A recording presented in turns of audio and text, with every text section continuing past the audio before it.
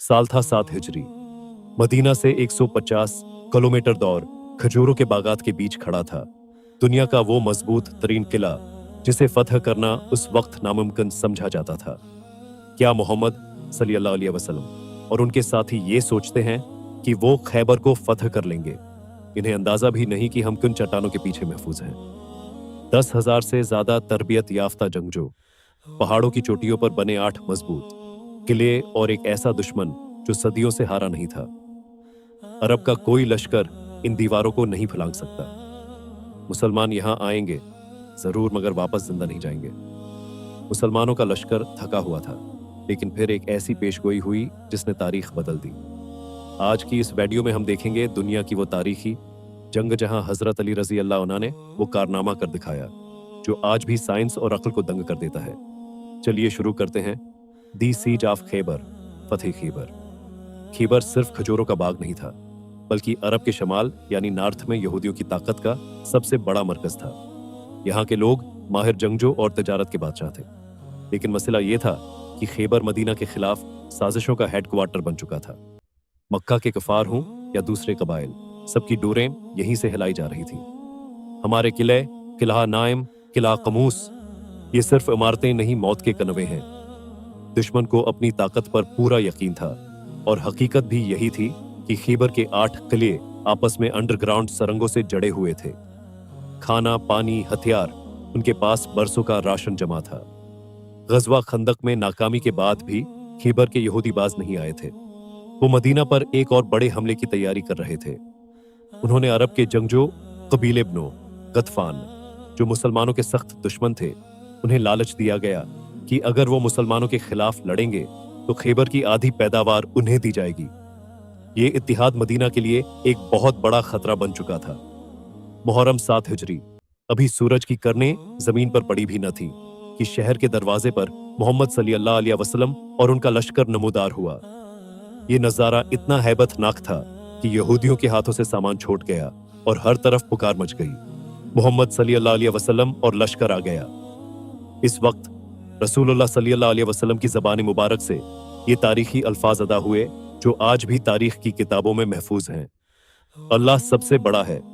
खैबर बर्बाद हो गया, क्योंकि जब हम किसी कौम के आंगन में उतरते हैं तो डराए गए लोगों की सुबह बहुत बड़ी होती है।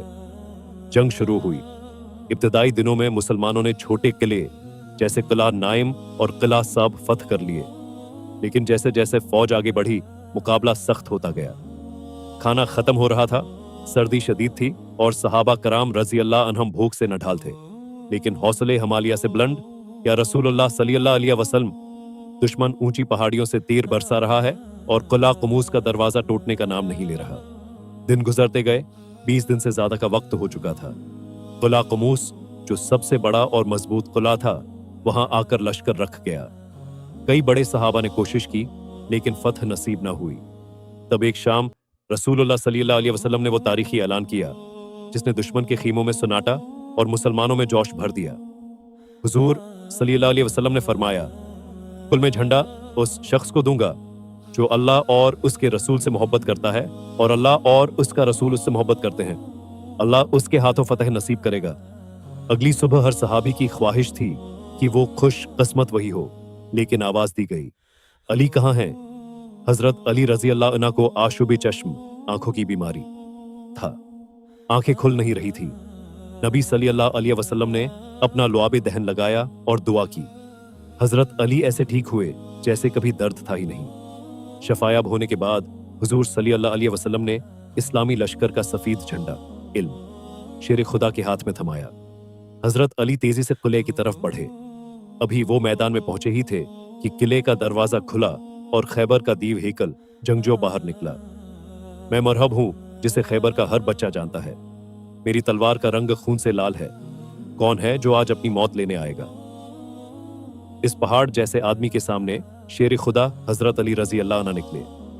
उन्होंने अपनी तलवार ज़वाल्फ़कार लहराई और कहा, मैं वो हूं जिसका नाम मेरी माँ ने हैदर शेर रखा है। बस फिर क्या था, पलक झपकते ही हजरत अली ने मरहब का काम तमाम कर दिया। दुश्मन भागकर किले में घुस गया और दरवाजा बंद कर दिया, लेकिन आज अली रजी अल्लाह अन्हु को रोकना नामुमकिन था। रवायत में आता है कि कि हजरत अली ने किले के इस भारी लोहे के दरवाजे को, जिसे हिलाने के लिए 40 आदमियों की जरूरत पड़ती थी, अपने हाथों से अखाड़ फेंका और उसे ढाल बना लिया। किला कमूस फतेह हो चुका था। नामुमकिन अब मुमकिन बन चुका था। शिकस्त के बाद यहूदियों का वो सदियों पुराना गुरूर मिट्टी में मिल गया। उन्होंने जान की अमान मांगी तो रहमत लिल आलमीन सल्लल्लाहु अलैहि वसल्लम ने उन्हें उस शर्त पर मुआफ किया कि वो अपनी पैदावार का आधा हिस्सा मुसलमानों को देंगे। ये मुआहदा चलता रहा, मगर फितरत की कजी न गई।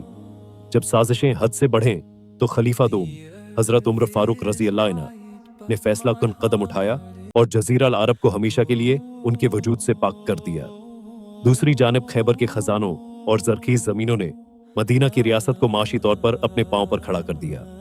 वो मुजाहिदीन जो कल तक फाकों में थे, अब इतने तवाना हो गए कि जदीद असलाहा और घोड़े खरीद सके, जिससे लश्कर की शान ही बदल गई।